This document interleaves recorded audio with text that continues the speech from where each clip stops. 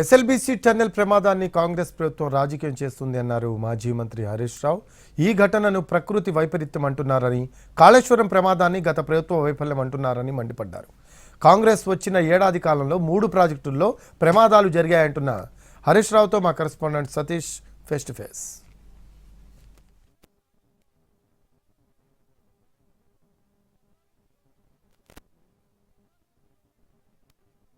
ఎస్ఎల్బీసీలో జరిగినటువంటి ప్రమాదంపై నిన్న అక్కడికి వెళ్ళినటువంటి మంత్రి గత ప్రభుత్వం చేసినటువంటి నిర్లక్ష్యం వల్లనే, పనులు ఆపడం వల్లనే ఇది ఇంత పెద్ద ప్రమాదం జరిగిందని కూడా చెప్పారు. మనతో పాటు మాజీ ఇరిగేషన్ శాఖ మంత్రి హరీష్ రావు గారు ఒకసారి మాట్లాడదాం. సార్, గత ప్రభుత్వం నిర్లక్ష్యం వల్లనే ఇది జరిగిందని ఇప్పుడున్న ప్రభుత్వం చెప్తుంది. ఇప్పుడు ఉత్తమ్ కుమార్ రెడ్డి గారు సోయి తప్పి మాట్లాడుతున్నాడని నాకు అనిపిస్తుంది. 2 విషయాలు ఇక్కడ. అసలు బేసికలీ ఇంత దురదృష్టకరమైన సంఘటన జరిగినప్పుడు గంభీరంగా లోపలున్న 8 మంది ప్రాణాలు ఎట్లా కాపాడాలని మంత్రి గారు ఆలోచించారు. అది వదిలిపెట్టి మా మీద రాజకీయంగా బురద జల్లే ప్రయత్నము, తనను తాను కాపాడుకునే ప్రయత్నము రాజకీయం చేస్తున్నాడు. అసలు నువ్వు మంత్రిగా ఒకసారి రికార్డ్స్ చూసుకో, మొత్తం రికార్డ్స్ నీ దగ్గరే ఉంటాయి. ఇప్పుడు 2015లో ఎస్ఎల్బీసీ సొరంగం పనులు ప్రారంభమైతే 2005 నుంచి 2014 వరకు 9 సంవత్సరాల కాంగ్రెస్ పాలనలో మీరు పెట్టిన ఖర్చు 3,300 కోట్లు.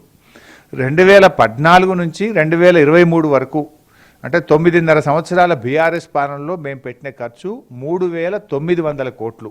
అంటే మీకంటే 600 కోట్ల రూపాయలు బీఆర్ఎస్ పార్టీ ఈ ప్రభుత్వం ఎక్కువ ఖర్చు పెట్టింది.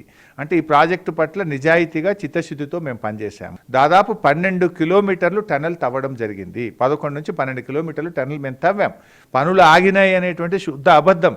కాంగ్రెస్ ప్రభుత్వం తొందరపాటుతనం వల్ల, తప్పిదం వల్ల, జియాలజికల్ సర్వే ఆఫ్ ఇండియా వాళ్ళను సరిగ్గా చూయించి సరి అయిన జాగ్రత్తలు తీసుకోకపోవడం వల్ల ఈ సంఘటన జరిగింది.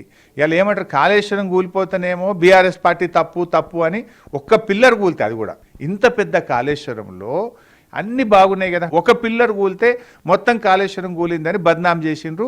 ఇది బీఆర్ఎస్ పార్టీ తప్పు అన్నారు. ఎస్ఎల్బీసీ కూలితే ఏమంటున్నారు మీరు, ఇది ప్రకృతి వైపరీత్యం అంటారు. అంటే మీకో నీతి మాకో నీతి. అంటే ఇది మానవ తప్పిదం అంటారా, లేకుంటే టెక్నికల్ సమస్య వల్ల జరిగిందా, ముందు చూపు లేకుండా జరిగిందంటారా? మీరు ఏం చెప్తారు? ఒక బీఆర్ఎస్గా ఇరిగేషన్ శాఖ మీరు చూశారు కాబట్టి ఏం చెప్తారు మీరు? Too early to say. ఇప్పటికిప్పుడు నేను చెప్పలేను. వాస్తవానికి మేము వాడికి వెళ్దాం అనుకున్నాం మేమందరం కూడా. కానీ అక్కడికి మేము వెళ్తే ఇప్పుడు రాజకీయం అవుతుంది. మేము వెళ్తే అక్కడ ఎన్డీఎస్ఏ బృందాలు, రకరకాలుగా డిఫెన్సు, ఎయిర్ ఫోర్స్ వాళ్ళందరూ కూడా వచ్చి అక్కడ పనిచేస్తున్నారు.